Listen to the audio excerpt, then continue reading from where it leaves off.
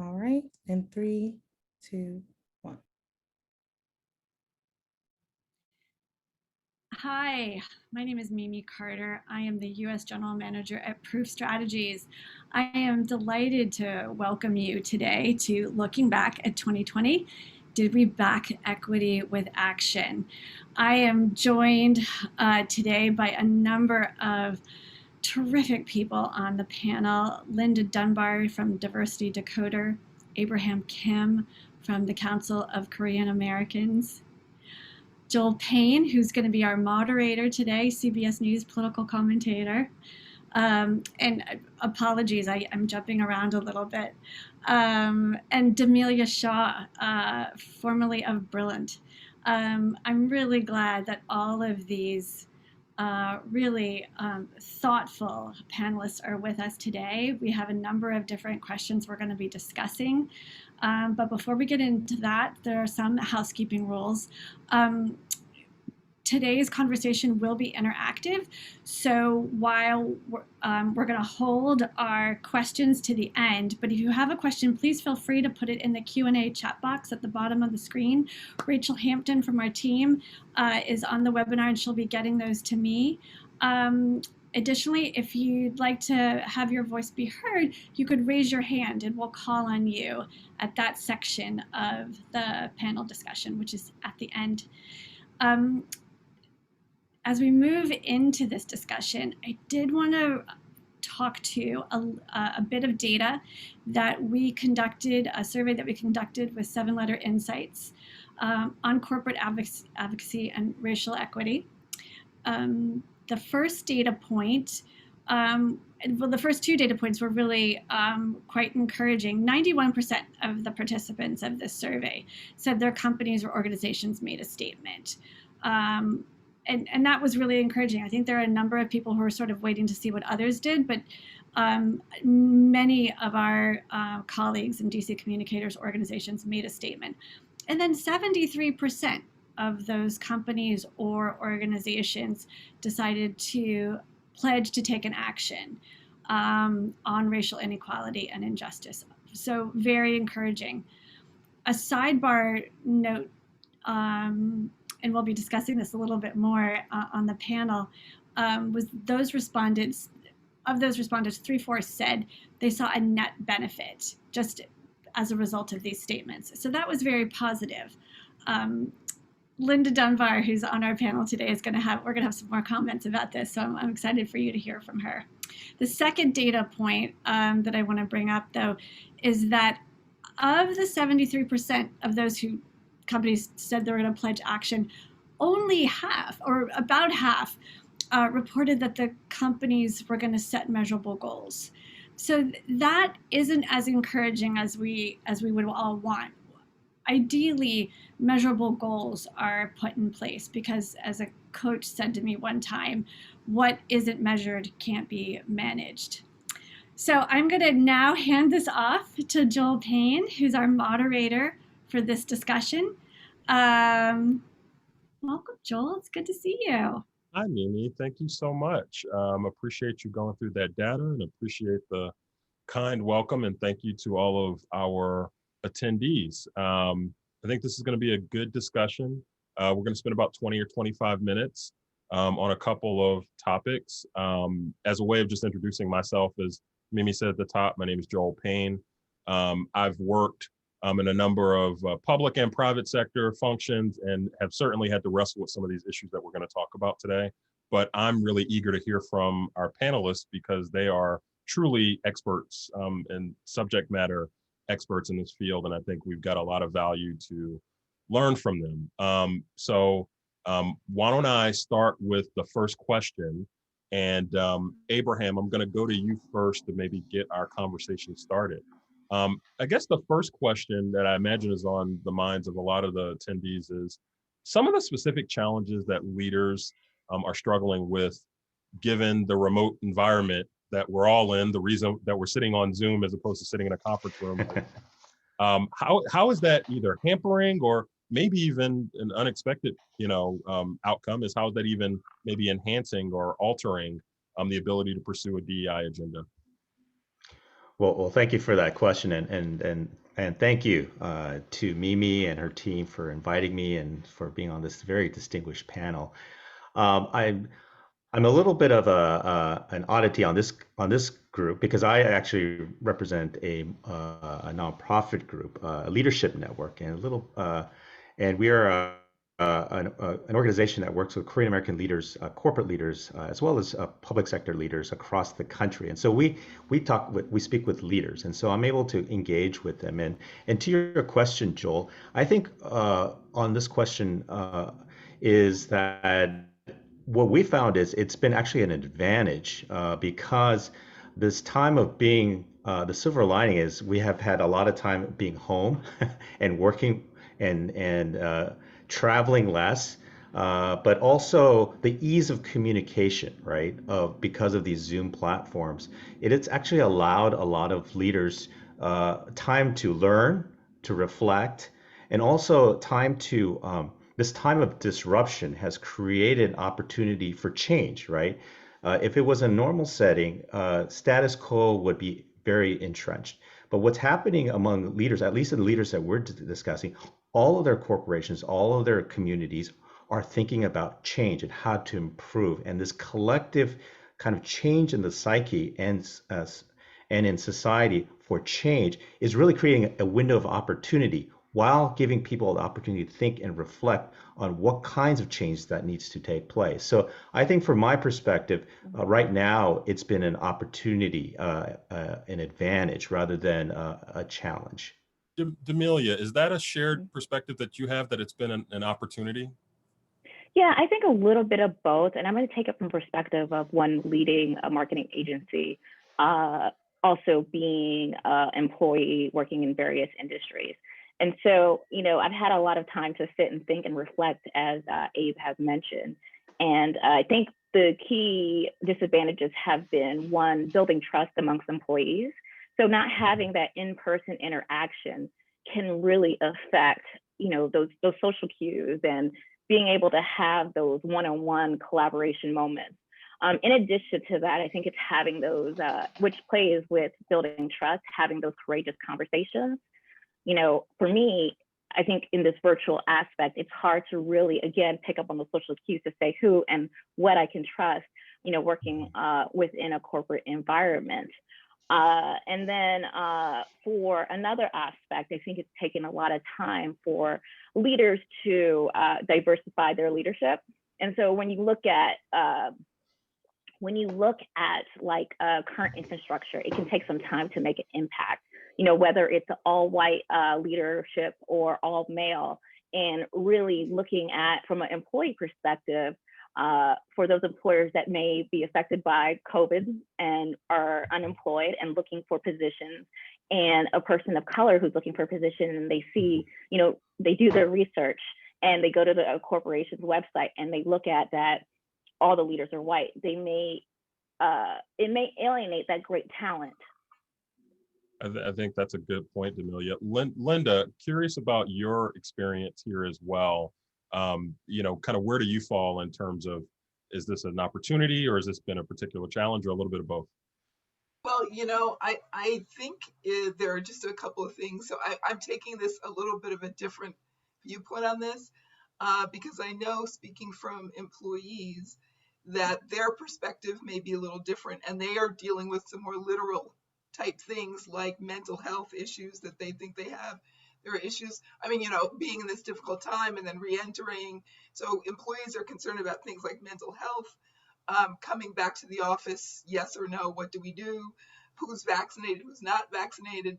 So there's all that COVID-related nitty-gritty to think about. And then the other piece of it is, while folks are doing that, I think one of the challenges, which is also an opportunity, is to not lean, if you're a leader and you're looking to create a more diverse leadership team, don't just lean on the people you're used to leaning on, because when things happen at companies, there's a behavior where people will go to those tried and true people.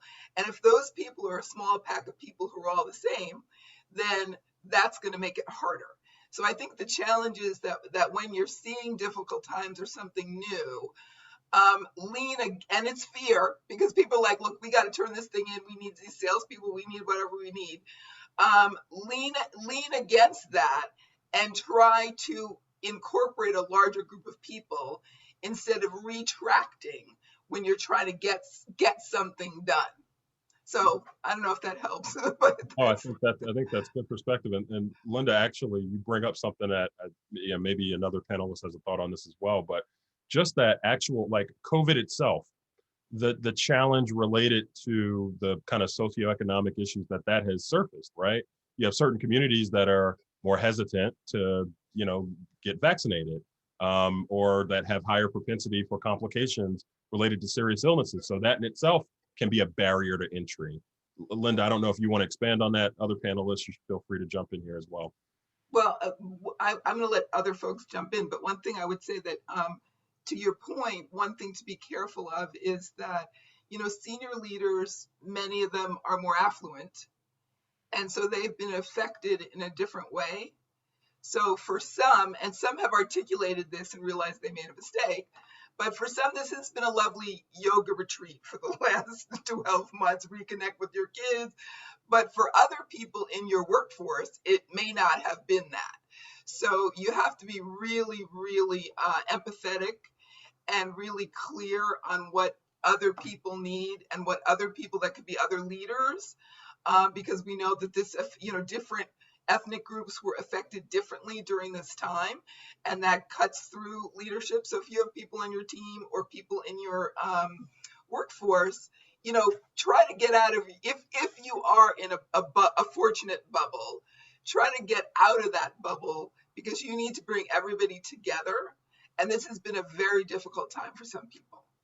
Demelia, Abraham, anything to add there? Yeah, I think Linda, just picking up one point that Linda mentioned, I think the issue of mental health has really percolated to the top during this period as well.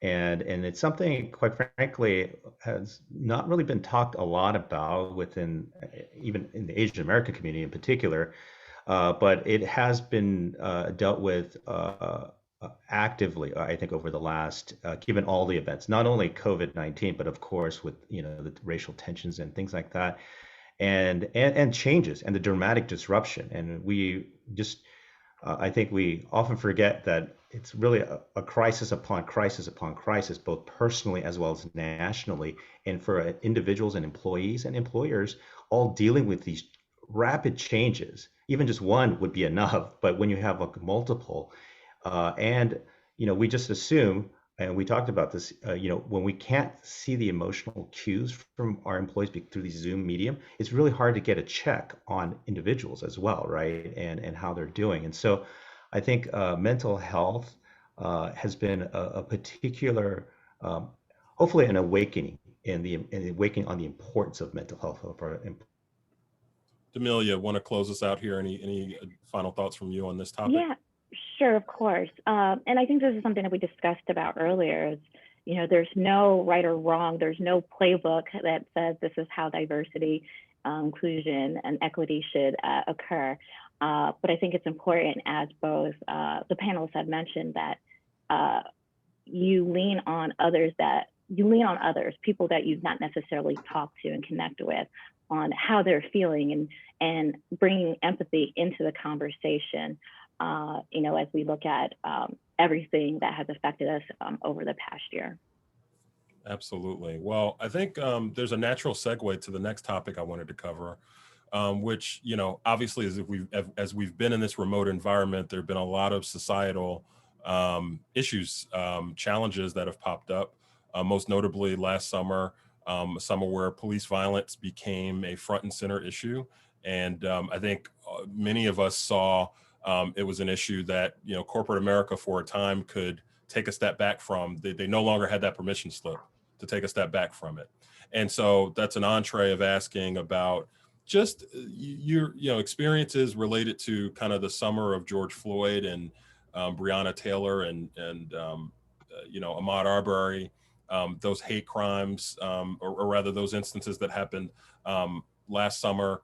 And then even this most recent spring, the AAPI spree of hate crimes and violence, of course, crescendoing in that terrible incident at the massage parlor in Georgia. Have you noticed that companies and organizations, are they doing things differently? Are there different conversations that are happening? I know the world overall has changed, but just curious as to your reactions to that generally. D'Amelia, why don't we start with you? Sure. So companies doing it differently. Of course, as you know, it was a hard and crazy year for everyone. And I think a lot of people were consumed by, all the news coverage, CNN, MSNBC. I start to see the conversation happen, of course, with, the blanket statements of the Post and posting on social media about we support or stand with Black Lives Matter and our Asian community. But I think which Linda mentioned there's a huge umbrella that is involved, which is a mental issue because of all these things that we are taking in as employees, as citizens of our country. What I don't believe has happened is corporations really connecting the mental and the societal issues and the political issues, are really associating that these things really do affect us. And, as we talk about, is too political or is societal political, are they connected? They are. I think that the government cannot dictate, I'm not going to get too political, but it's hard to dictate what's societal versus political. And again, creating this blanket statement is not necessarily going to fix the problem. So that's what I'll say. Thank you. Linda, can I pivot to you and feel free to answer that question. I guess maybe something I might add on to that is there a danger of overlearning the lessons of that last summer and the essentially the last year and kind of societal upheaval that we've been through? Is there a danger that corporations have in overlearning those lessons, maybe being a little too engaged in that space, or are you noticing that companies, organizations, nonprofits, are they engaging the appropriate way? Well, one thing I would say about that is the challenge. This is a confluence of events because what you had, if this had happened 100 years ago, it would be done, right? Because you'd have to write a letter, or it would take you, 2 weeks for the letter to get there. But we have, social media. We have people who are very engaged, and we have employees who want their companies to stand for something, whatever that might be. We have customers who now don't want to buy things from places that they don't believe in. So that's the context. So, and that's one of the many reasons why this really blew up. And the challenge is, I think that fortunately or unfortunately, this is going to be a very difficult line for companies to walk. You can't just, neutrality is, I think, kind of over, depending on what your product is. And even if you're in the sustainability supply chain, which no consumer is thinking about, you still have to be thinking about how are you doing your business, how are you conducting yourself. I would say that this is a time, and then I'll let someone else speak, but I think this is a time for really thinking about what's your mission, what are your values, what do you stand for, and how are you articulating what you stand for? Because the other thing that's new is that investors are requiring you to, and that's new. So, companies can, you can ignore everybody else, but you can't ignore your investors, right? So that means you really have to know who you are, what you're trying to get done, and how you are going to communicate that. I think those are some wonderful insights, Linda. Abraham, I'll kind of volley this to you. Maybe jumping off of one of the things that I think Linda touched on, and there's a lot of different audiences, right? There's external audiences, but I'm curious kind of your thoughts about that internal audience, right? Your employees. Yeah. There's a new table stakes, a new expectation that employees expect their employers to be credible partners. Now, again, after these social upheaval incidents over the last year, curious about your thoughts there, Abraham. Yeah, I think there is a responsibility to our employees, and in part because, as we've all mentioned in the last few minutes, is that I mean, the current situation is very, it's not only professional, it's become very personal too, right? And all of this, the racial tensions and the events of the last year have really converged, or it's the confluence of the personal, the professional, as well as even our families because of racial tensions, and even with the spike in the violence against AAPI communities, people are really concerned about their own family members, right? And that's a lot of conversations within our communities. And so, and to suggest our employers saying, well, that's not important, or we don't want to talk about that, or is really is discounting or undercutting the mental, partly the mental health, right, of and the beliefs of their employees. So I think it's absolutely important that companies do provide, not only address it, but provide a safe space to talk about those things too, right? And I've seen a lot of companies have actually conducted conversations among in my space among after the Atlanta shootings. They provided a safe space. We brought in mental counselors, and they brought a safe space for all of their Asian American, Pacific Islander employees to talk and to kind of to talk about what this means to them and how their leadership can address it in a positive and constructive way, and what other opportunities for not just Asian Americans, but all groups of color, people of color within their companies or in their organizations can work together to address these overall racial tensions and conversations that are happening within the country. So Appreciate those insights, Abraham. I'm going to keep us moving here. We've got a little bit less than 10 minutes left in this section of the discussion. D'Amelia, in particular, I'm going to go to you for this next one. I know that there was a particular case study related to Basecamp. I'll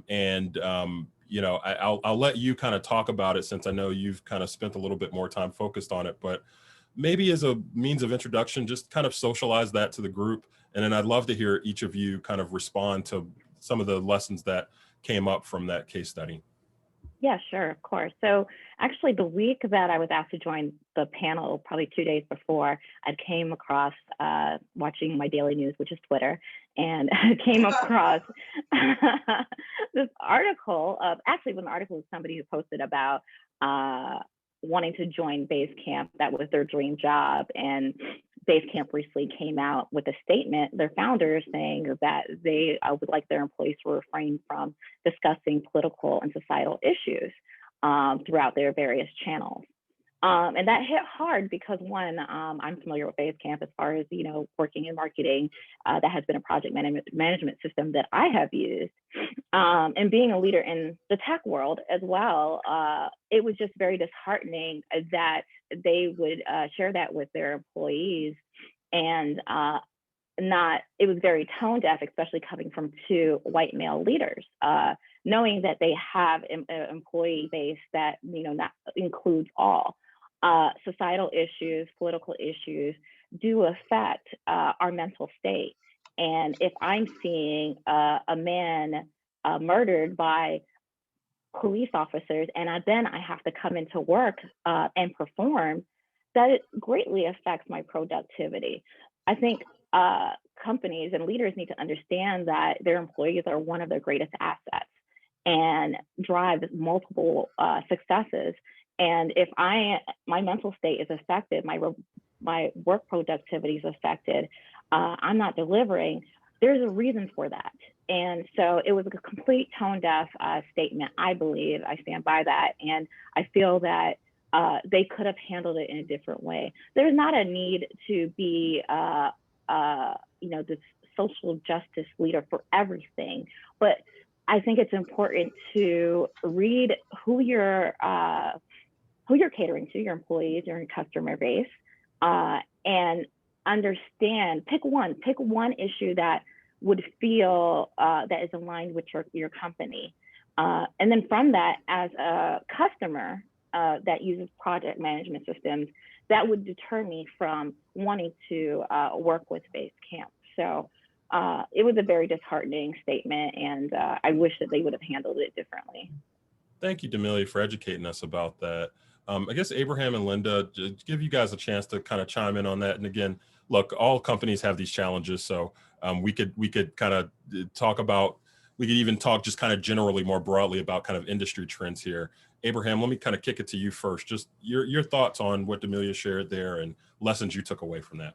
Yeah, no, I agree with everything that Demelia just said. And I think just reflecting, just to add on a little bit, is what I just said in my previous comments, is that it would have been nice for these corporate leaders, rather than to avoid and just block it all out, but instead to provide a safe space, right? And for these conversations to be had, and for people to really digest and speak about these issues that impact us all, right? And so we can't, because we're such a globally networked, we have not only employees, employers, but also, as Demelia mentioned, we have clients and investors that are all interested in these topics. And again, what we've gone through in the last 18 months is not a small incident in a particular corner of the country. This is impacting us all. And so to be able to deny all of that and say, we're not going to deal with that, we're not going to address it, is, as Demelia mentioned, is I think rather tone deaf. So a safe space for those conversations to be had. So over to you, Linda. Oh, thank you. Well, I agree with what Demelia and Abraham said, especially about the tone deafness, because I looked at the statement, a couple of the statements that they made, and the voice was wrong. It was disembodied. They were talking about something else. They didn't get to the point. All these different things.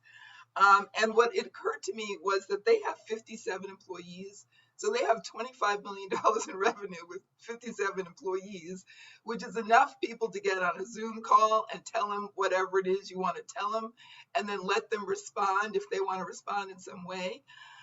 My interpretation of the event was that there was some kind of potentially racist activity happening around group names and some things with customer service. And I think they were trying to get that out of the system, but they did it completely in the wrong way. And today, people have to understand that if you have an employee base, they don't necessarily want to be the leaders, but they want to be included, right? And when you've got 57 people, you really need to include them. One thing I want to say is that it's really important to understand the climate we're in, because things can go south really, really fast, especially at a tech company. There's no machinery, there are no factories, there's just people and code, right? So when those people walk out of the door and then tell everybody else, you have a big problem. And we've seen there was groups called the Wing, and they just blew up in the same way. So you got to be really, really careful about that. And I just want to say one thing before we move on, which is, so sorry to be so gabby, but I was really struck by, for me, and I'm not speaking for all marginalized people, but I feel like as a marginalized person, everything is politics. And it took me a long time to get here, but that's why you really need to understand the history of this country. So when you look at like the Chinese Exclusion Act, when you look at the Japanese internment camps, you look at the genocide of indigenous people, those are all political acts done by political actors on people. Slavery was legal. So I think it's disingenuous to say, oh, that's politics. Because what it really means is I am not equipped, or I'm not willing at this time to engage in this because I find it threatening, or I don't have the skills and I want to not get myself in trouble. To me, it's my interpretation. And I think that people, companies have political action committees. I have personally been in leadership meetings where they have asked me to contribute to the political action committee, right? That's political, because that is influence, that is using government affairs and money to influence politicians to do things. I'm not saying that's wrong. I'm just saying that how is it that you're afraid until everybody tells you need to issue a statement when people are getting killed in the streets because of their ethnicity and their race or their gender, and you can still have a political action committee happening in your company and nobody says, oh, well, that's political, maybe we should look at that. So there needs to be some internal consistency around what we're calling politics. Thank you so much, Linda. And I think those are all super important points. I know we are wrapping up our time here. I want to make sure we just do one final quick thought. Going to challenge all of the panelists to kind of maybe give us 30 seconds, just with, you know, kind of public and private sector examples of how, you know, organizations, entities, et cetera, have backed up their statements with action, because that's the through line I see through all of this, right? It's like talking and statements, those are all fine, but it's really, it's all action. So just, if you could just maybe just in 30 seconds, just maybe give a good example or two to leave all of the attendees with. Linda, I'm gonna kick it right to you to start, and then we'll jump to others. Oh, I had pledged to be quiet. So that I did that. But well, one thing I will say is I think there's a lot of energy right now around recruitment. So attracting people and then trying to retain people. So that seems to be one place that companies are really energized around. And so I think that is going to be, it's challenging, but it's at least a good thing. Thank you, Linda. D'Amelia, to you, 30 seconds. Give us some good best practices. Sure. So I guess today I can announce that I will be joining the Capital One team corporate. So I'm excited about that, focusing on their corporate communications tech engagement team, where I'll be driving associate facing programs for their tech business resource group. And for me, the reason why I selected Capital One was because of the energy that they do put in their diversity, belonging, inclusion programs, really focusing on their associates. And you know, not just talking the talk, but really moving forward to retain their employees and making sure that their employees feel that sense of belonging. And so I think that's very important, that a lot of companies can take a page from their book on how they are championing the DEI initiative. Thank you so much, D'Amelia. Congrats to you, and congratulations to them for welcoming you. And Abraham, why don't you close us out with some best practices from you? Sure. So what I'm super encouraged about is how since I'm in the nonprofit world, how the philanthropic world has really embraced the DEI conversation, as well as donating to folks who are on the front line. And so a lot of the work that's coming out in terms of focusing on funding DEI and equity projects it has been very encouraging. Companies that we work with, and a shout out to, I know our local like Verizon and Comcast are doing a great job, but also there are new philanthropic efforts that are coming up. Asian American community, I'm most familiar with the Asian American Fund by a number of Asian American philanthropists have jumped in to give a $150 million with a $150 million challenge to corporates to match to help support at least on the Asian American front. So these are all promising as well as important efforts to really push for the DEI conversation in this country. So thank you. So grateful for those insights, Abraham, and thank you to all of our panelists. I hope that this has been a useful discussion.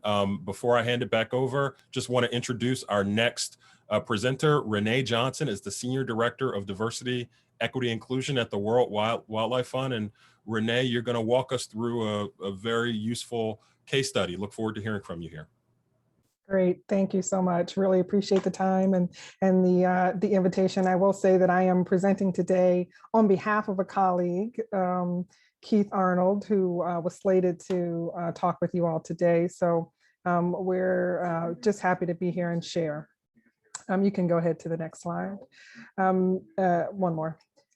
So just in the way of background, just for people who may not be as familiar with World Wildlife Fund, we are a nonprofit, and we're one of the world's largest and leading conservation organizations, working in more than 100 countries to help protect wildlife, habitats, climate, and the communities that really depend on nature for survival. We have over 1 million supporters in the US and approximately 5 million globally. WWF is a network of many national organizations that report up to an international group. So I am a part of WWF US, based here in Washington, DC. We have approximately 600 staff Most of them are in the local area, but we also have smaller offices in Alaska, California, Montana, and Illinois. So just a little bit of sort of background there. So what I want to talk with you about is kind of the response that we took as an organization. So I started working with World Wildlife Fund in July of 2019. And the timing was good when we start to think about all of the different things that really hit us last year, just from a societal standpoint. But many of the things that I'm going to talk about today, I think were accelerated a bit and deepened a bit as a result of our response and reaction to the widespread racial injustice that has been and continues to occur. But much of it was, like I said, in underdevelopment. So I will say that. One other caveat is I will also say that we have not arrived as an organization. We've done a lot. We're very proud of the work that we've done, but we have a lot more to do. So also want to just put that caveat out there.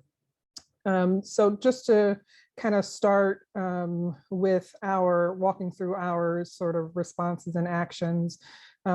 Shortly after George Floyd's murder, and that being sort of the last of a group that happened all in similar time frame within weeks of one another, we had an all staff meeting. I actually had a DEI meeting on the books already, and we repurposed that meeting just to give space for staff to talk, express whatever they wanted to express. If it was just sharing the weight of the feelings that they had, if it was sharing expectations that they had of the organization, whatever that might be, we just wanted to create space for that. And we expected, probably a couple hundred staff. We ended up with just over 400. So a large percentage of the staff participated in that conversation. And it really was a catalyst for us in getting to a place of just really talking and really listening to one another. The next day, our CEO, you can stay on the previous slide, thank you. The next day, our CEO, Carter Roberts, issued a statement around WWF support, which was a very different thing for our organization. We have a very specific sort of mission. We're nonprofit and often don't get really too much into sort of social spaces. But what was clear from the conversation that we'd had the day before was that we as an organization needed to learn a lot about the impacts of various kinds of actions, not just what was being experienced at the time, but we really needed to learn a lot and think about what that might mean for our organization. So the commitment really was to do what we can, use the influence that we do have to drive for progress. But then we went on a journey to try to figure out, like, what is that progress? What is it that we want to try to strive for? You can go to the next slide, please. So we ended up creating a number of brainstorming sessions, opened them up to all staff. However many wanted to participate, were able to. The themes that came out of that very first staff discussion really centered around providing support to local communities, environmental justice, and then just accelerating our own internal DEI work. So we had brainstorming sessions around each of those three topics, took all of that feedback, and then created 2 working groups, one focused on internal actions we might take, and one focused on external actions that we might take. Next slide. Coming out of those working groups, we had approximately 40, a little over 40 staff participating in those, helping to create sort of these set of recommendations that then were presented to our senior management team. All of the recommendations were adopted, and we're in the process of rolling these things out at this point in time. But we really came up with a number of things. I'm going to start just on the bottom left. And it was really around holding ourselves accountable. So really looking at setting measurable goals, WWF has approximately 26% staff who are people of color. And I think there's clear enough data out there that 30% is sort of an initial threshold where you just begin to have enough critical mass to actually experience the benefit of the diversity that you have in an organization. So our first level goal really is to get the organization to 30% representation of people of color. That, in our minds is sort of a first step. And then once we get to that kind of critical mass level, then we would start to look more deeply at specific populations where we think there's a real disparity and sort of continuing our goal setting that way. And then we came up with a number of other things centered primarily around staff development. So it was education. It was born out of this idea that, we don't know everything. Also that as an organization, we have we work all over the world. We work with indigenous populations. We work with developing countries and communities, but there can be a sense of, kind of coming in and saving the day. And, we were able to have candid conversation about why that might not be a good thing, how that might be received by particularly marginalized communities, and really going through a process of figuring out what that means for us, even in how we work, as well as how we work together and support each other. So some things around development, some things around pipelining. So really being very focused on having a long-term view of diversifying our workforce, and then engaging externally with communities, with youth primarily, and then thinking about the role that environmental justice in the US plays in what we do, which is, most of our work is outside of the US. So there's really a journey of kind of investigating that, and then hiring additional staff to do some of this work, not just expecting it to be done on the backs of people who already have very full day jobs. So all of these things were accepted and approved by the leadership, and many of them have already been implemented, and then others are still in development. You can go to the next slide. I wanted to also share a couple of other things that didn't come out of this set of initiatives from the working group, but definitely relate to the topic, and I think relate to some of what you all are talking about as a group. So you can go to the next slide.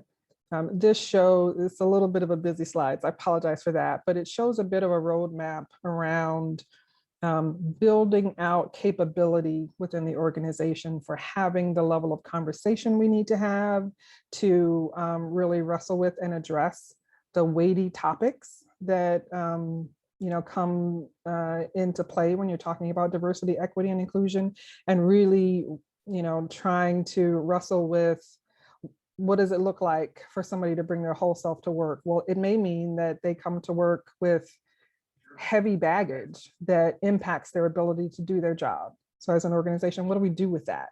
How do we support staff? How do we what does that look like practically? So we're really focused on trying to build skills, whether that be around communicating inclusively. One of the items on this list is a workshop we recently did for our communicators that is focused on inclusion, really looking at language that we use, imagery that is used. We do a lot of communicating externally to all of our members and things of that nature. And how do we just continue to evolve that so that we are, conservation in and of itself is not a terribly diverse field. And so we're kind of working upstream and trying to create that sense of diversity, but also bring others along with us who also may not be very savvy around some of these topics. So these are all different programs and different learning initiatives that get at building those skills around communicating inclusively and demonstrating behaviors that lead to a sense of inclusion and belonging. Next slide. And then the only other thing that I'll add, which again, didn't come out of the working groups that we had around racial injustice, but we did launch in the fall our very first employee resource group program. We launched with 5 different ERGs supporting junior staff, so early career, experienced staff, our Black employees, parents, LGBTQ staff, and we have 2 new ERGs that are being stood up in the next couple of weeks. One supporting Asian American Pacific Islander staff and women. And then we launched an inclusion council that is co-chaired by our CEO and COO that brings together all of the staff leaders of each of these ERGs on a quarterly basis with the CEO, COO, and an opportunity to communicate sort of both ways as well as communicate between the ERGs. So those are just a few of the things that we wanted to share. I'm happy to entertain any questions that you have on any of that. Thank you.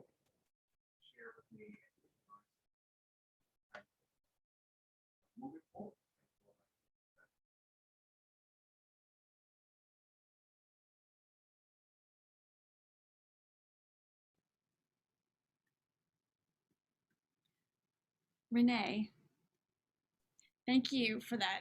It was excellent. All of us, I think, really enjoyed hearing from you on this. I have a quick question. Sure. To sort of ask you about, when we talk about inclusive language and inclusive language best practices, can you give us some details on what type of tactics you're referring to specifically, especially for a large organization like yours? Yeah. So we partnered with a communications firm, the Nova Collective, minority-owned, women-owned group to sort of come alongside us in this journey and help guide those efforts.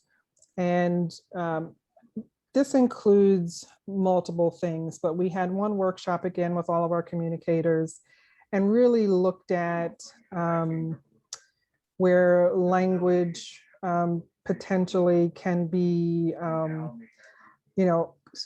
somewhat coded, and language that might, be intended to mean one thing, but to certain audiences might really mean something else. And how to become more in tune with that so that we are communicating in a way that reaches as broad an audience as possible. We also looked at some of our previous communication work, ad campaigns, things like that, frankly, might have been a little bit problematic. And so we really looked, looking backward, talking about some things to consider, again, things like imagery and what some of those things might lead people to think, feel, and then kind of evaluate, gosh, and that's where we're really starting to learn where there are blind spots. And as communicators, a big piece of that was reconciling, everybody's own position, biases, et cetera, and recognizing that they communicate through that lens. So oftentimes that can shape, what those communications look like. And those are really pretty powerful. It gives you a little bit of an idea. Yeah, no, I can imagine. Another question that came in, the savior complex is a real issue in the global nonprofit space, but actually just among global companies too sometimes. Mm-hmm. What are some communication strategies or messaging that's proven effective that deviates away from that savior complex? Yeah, well, I'll say we're learning this. So we haven't 100% figured it out, but it really is pretty simple and starts with not assuming anything. And one of the challenges with that savior complex is you assume that you know all that you need to know and that you know what's best for someone else. And then you come in and say, well, here's what you need to do, when you really don't, and you really haven't walked in their shoes, you haven't experienced what they've experienced. And so a big part of it just goes back to that listen, learn, act, in that order. Listen, hear from the other person's perspective or the other community's perspective. What are the challenges? What do they want help with? Maybe they don't, even if you might see a need or we might see a need, maybe they're okay with that. Right. Maybe they would rather have help with something else. So it really is along the lines of opening communication and taking a bit of a back seat to the community that you're trying to support. This question is for you, but I think, Rachel, if we wanted to turn on the camera for the Linda as well, and see if she would respond to this question, and maybe others too, because Abe kind of commented to this too. What does a safe space for employees typically include? And is there a best practice for how this is implemented? Oh, that's an interesting question. Well, I think the first thing is, depending on the forum. So for example, if it's a focus group that's part of getting information about the current state of diversity at the organization, then making sure that what happens in the focus group stays in the focus group, and letting people know that in advance, not just assuming that. So I would say that part of it is letting people know that there are no repercussions from what they say, and that nobody's going to come behind and then use what they said in some way that will affect their career or their mental health. So I think that's the beginning. I think having a good corporate culture is part of that. Every company is maybe not set up to be a safe space, but I think every company should be working towards that.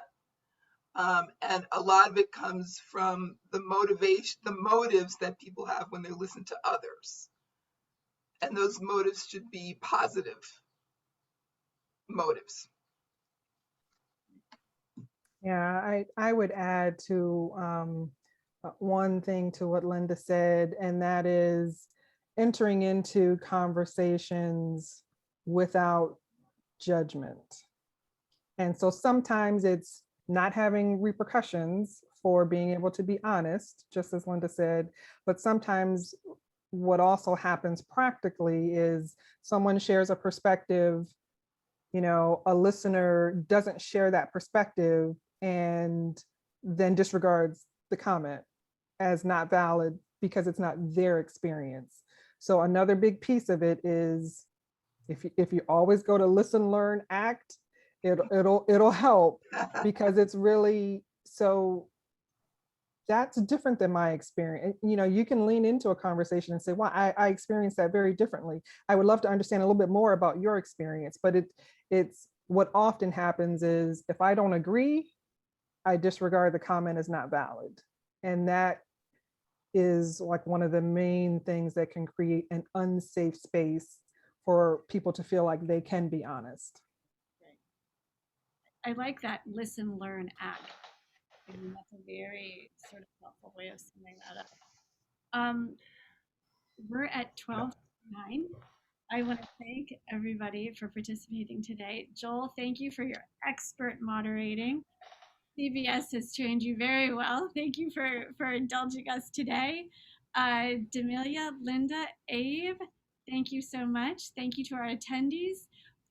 We'll be sharing this deck with this great case study from World Wildlife Fund on our website. If you'd like it sent to you, please feel free to reach out to DC Communicators at getproofusa.com and we'll send it to you directly. Thanks again. We'll see you soon. Bye. Thanks, everyone. Thank you.